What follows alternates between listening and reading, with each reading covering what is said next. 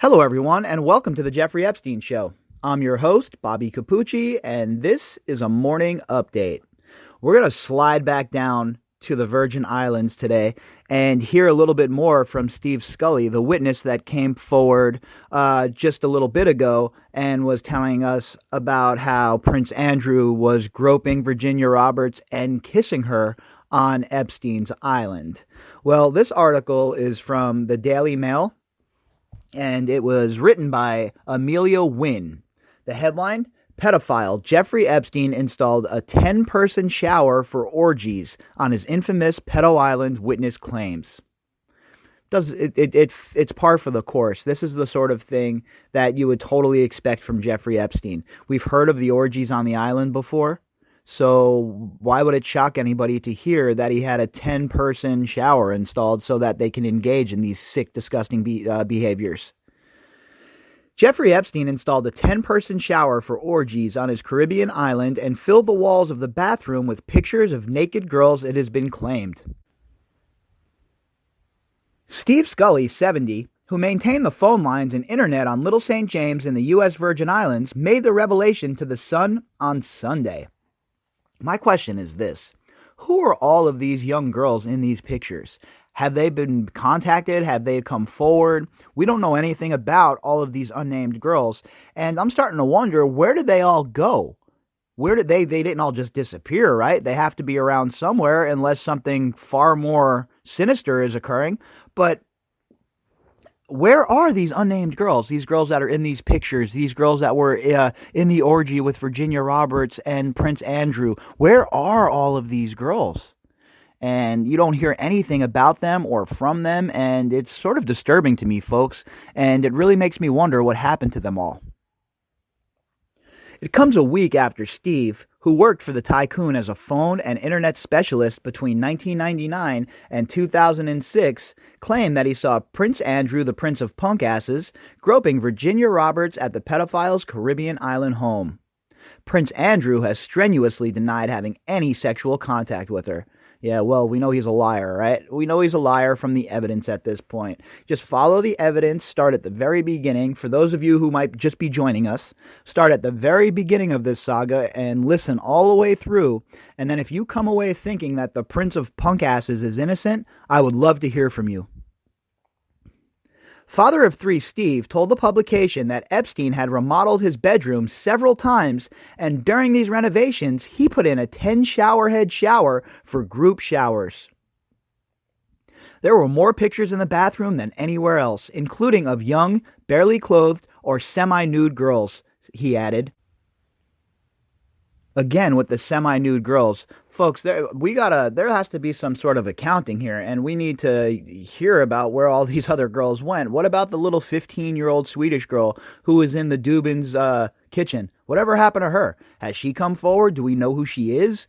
I mean, I understand that some people don't want to come forward and they just want to forget this, but there's so many unnamed girls still in this case that nobody has ever heard from or have come forward or who have reached out to anybody, and it's kind of disturbing to think that he would have all of these pictures of all of these girls and nobody even really knows who these girls are or where they're from or what happened to them. So I think that's certainly an aspect that needs to be looked at some point in this case to try and get an idea of who some of these girls were. Or do the authorities know? That's really the main question. Do the authorities know who all of these girls are? Have they contacted them? Have they reached out to them? Have they told them, hey, look, your picture was on Jeffrey Epstein's effing wall? Steve also claims that Epstein would have his Boeing 727 park at the private terminal in St. Thomas and take young girls to his island by helicopter. I've heard the same exact thing about New Mexico, so this definitely has legs. When I was in New Mexico, one of my sources told me the same thing occurred, that they'd be at a private section of the airport, a secluded section of the airport, and they would fly in and they'd disembark, and they'd either be picked up by, a fleet of Suburbans in some cases, or in other cases, depending on who the guest was, it would be a helicopter that would bring them out to the ranch. So this definitely has legs for me, and it definitely gives some credence to Steve's credibility, in my opinion, because I heard with my own ears from my source in New Mexico, that this was occurring in New Mexico as well. It was a way that they were ferrying people. It comes after Miss Roberts also claimed she was coerced into having an orgy with Andrew on Epstein's luxury hideaway. Coerced? No, she was being trafficked. What's up with the words here? Coerced. She was being trafficked, and that, let's just be real. Let's just call it what it is. She was being trafficked. So just say that. Don't try and play coy and say, oh, she was coerced. No, she was being trafficked. It was on this sun-kissed bolt hole where Mr. Scully insists he saw Andrew and Miss Roberts getting intimate sometime between 2001 and 2004. Mr. Scully said he was grabbing her ass and stuff like that. They were kissing. He was grinding against her and groping her. As he watched the couple, Mr. Scully said he was acutely aware of how much younger the woman was and that she stood like a kid would stand behind her parent. This made me feel uncomfortable as he believed this made him feel uncomfortable as he believed their relationship wasn't appropriate. It's disgusting to read that. It is absolutely positively disgusting to read that. She stood like a kid would stand behind a parent. Think about that for a minute. Think about what Virginia Roberts was going through. Think about what she must have been feeling at this point with this man, the prince, doing what he was doing to her. And she's just, a young girl, enamored. Oh, I'm going to hang out with the prince. Totally unaware of what's coming down the pipe. And next thing you know, well, the prince is engaging in sexual acts with Virginia Roberts, who was a trafficking victim, at Jeffrey Epstein's house, at Ghislaine Maxwell's house. And the man is still not answering any questions. The man has still not been brought forward to speak. The man has not been subpoenaed. Must be nice to be the prince of punk asses. But Mr. Scully also claimed that the woman believed to be Miss Roberts was not resisting the advances from Andrew, whose face was a picture of excitement. Yeah, no shit she wasn't resisting, dude. She was being trafficked. She was told by Jeffrey Epstein that this is her job after Jeffrey Epstein had groomed her for this job. You ever hear of Stockholm Syndrome? Let's be very clear here, all right? Virginia Roberts was completely and utterly groomed for this by that sick, disgusting witch Ghislaine Maxwell. So to act like, she was not resisting, of course she wasn't resisting. What is she going to do? Resist and have to swim off the island like the other girl was talking about doing? I mean, give me a break here. She was not resisting. Of course she wasn't resisting. She was being forcibly compelled to do this. Andrew's relationship with the now-dead pedophile has dogged the Royal 60 over the last 12 months, and it's going to keep dogging him until he comes forward and does the right thing. Miss Roberts claims the prince abused her 3 times, once at Epstein's New York apartment, once in the Caribbean, and once at the London home of Ghislaine Maxwell, Epstein's alleged madam, aka co-conspirator. Prince Andrew strongly denies the claims. What is and that too, strongly denies the claims? How does he strongly deny the claims? By using his pizza shop as an alibi? By using fat fingers as an alibi? Oh, well, I could never do that because I wasn't wearing my kit that night alibi? What exactly is he strongly denying?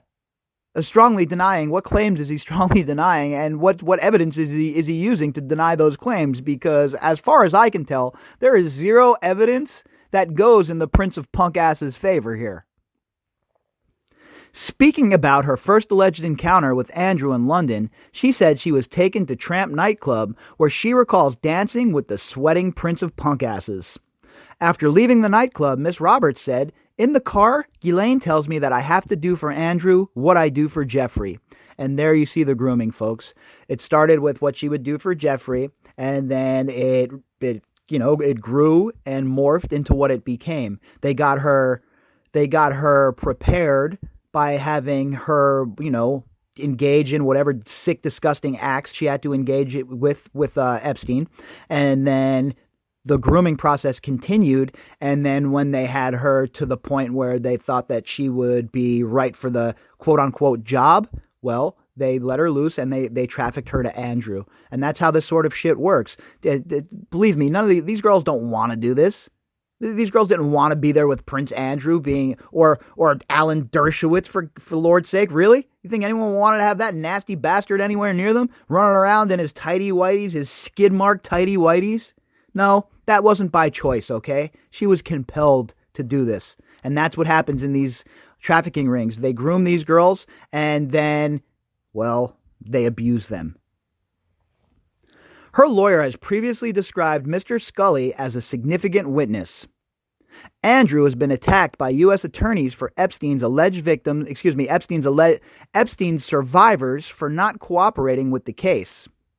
Last week, a school bus urging him to comply drove outside Buckingham Palace. Of course, Buckingham Palace declined to comment.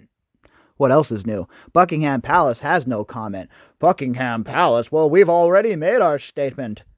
Give me a break. How about another statement? How about a statement that's saying, you know what? We apologize to the survivors.